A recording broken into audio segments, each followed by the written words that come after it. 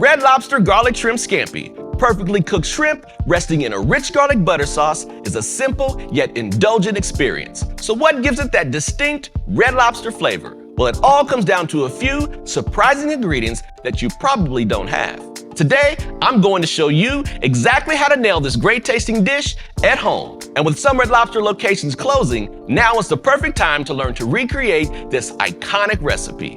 Let's go. Red Lobster is the largest seafood chain in the world, and Shrimp Scampi has been a customer favorite since the early days. The recipe itself is pretty straightforward: shrimp, a wine butter sauce, and garlic herb seasoning. But while digging into what makes Red Lobster Shrimp Scampi so special, I discovered a gold mine straight from the company itself.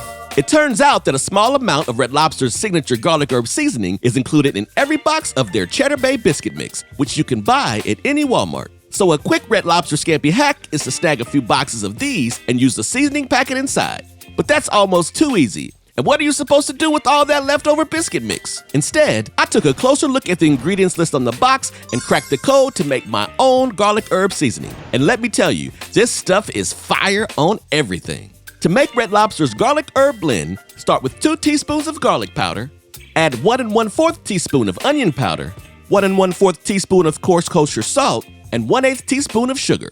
For a touch of herbiness and color, add 1/4 teaspoon of dehydrated parsley. But before adding, rub the parsley between your fingers to break it into smaller flakes until it matches the size and texture of Red Lobster's.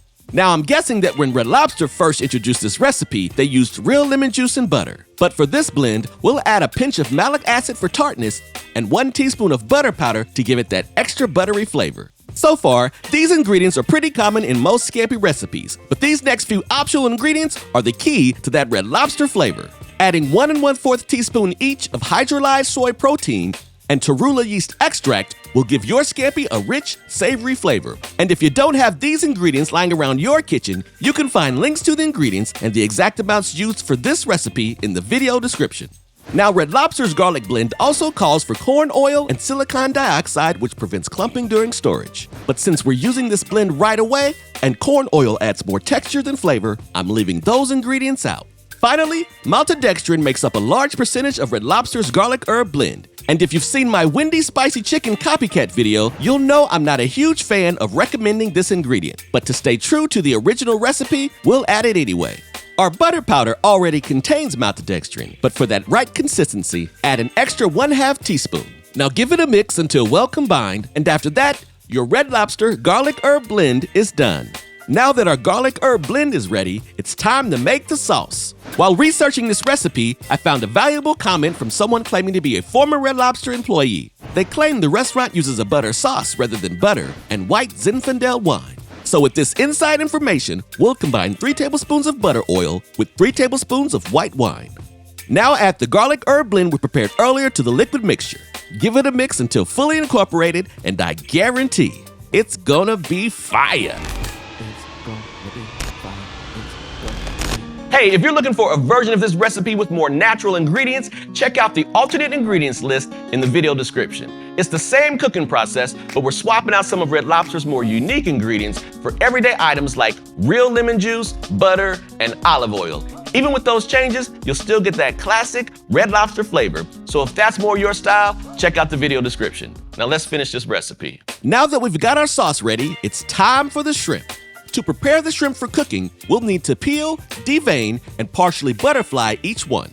Be sure to keep the shrimp on ice as you work to maintain their freshness. If you prefer convenience, you could buy shrimp that are already peeled, but make sure the tail is still on for that authentic Red Lobster presentation. However, peeling them yourself is easy and can save you some money. Simply grip the legs between your thumb and first finger. Then with a gentle twisting motion, pull off the shell, leaving the tail intact. Once the shell is off, we'll both partially butterfly and devein them. Do this by making a shallow cut along the back of the shrimp with a paring knife, about halfway through, but not too deep. Follow the curve of the shrimp to keep the cut nice and even. This partial butterfly will help them open up as they cook, making sure they cook evenly and look great. Plus, the extra surface area helps the shrimp soak up even more of that delicious Scampi sauce. Now, using the blunt end of your knife, or with your fingers, remove the vein. Placing the shrimp on a paper towel and laying it on its side can make removing the vein easier. The vein tends to stick to the paper towel, keeping things simple and clean. Finally, rinse the shrimp under cold water, then pat them dry. This prevents excess moisture from thinning out your scampi sauce. Now with the shrimp prepped and our scampi sauce ready to go, it's time to bring it all together. First, preheat your oven to 350 degrees Fahrenheit. Then, in an oven-safe ramekin, arrange your shrimp in a single, even layer. Now spoon 2 tablespoons of scampi sauce over the top of each shrimp, making sure they are nicely coated. Next, place the ramekin in the oven and bake at 350 degrees for 7 minutes. After that, switch the oven setting to broil and cook for an additional 2 to 3 minutes or just until the sauce starts to brown and bubble. This final step will give you perfectly cooked shrimp with a beautifully caramelized finish. Now remove from the oven and there you have it, Red Lobster Garlic Shrimp Scampi.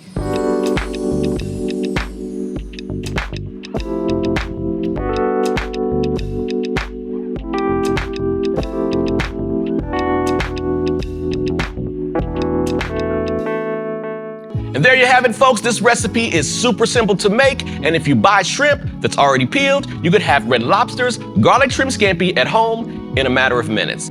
I sometimes like to make up a few extra dishes of shrimp scampi and stick them in the refrigerator. If you put them in there raw, the shrimp will last for 1 to 2 days, but if you put them in there cooked, it'll last for 3 to 4 days. However you do it, make them ahead of time and they'll be ready that much quicker. I hope you enjoyed this video. If so, you'll love our other Copycat videos, so check one out right over there. And thanks for watching. I'll see you next time.